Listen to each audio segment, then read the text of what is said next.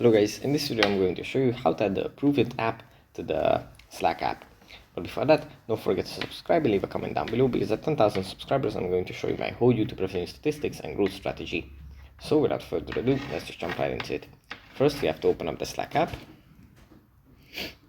And here it opens up in the home menu where we have our channels, direct messages and tips.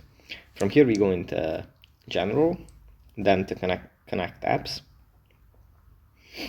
Here we have a list of apps that we can connect. We just scroll down, and under the essential apps category, we find Approveit.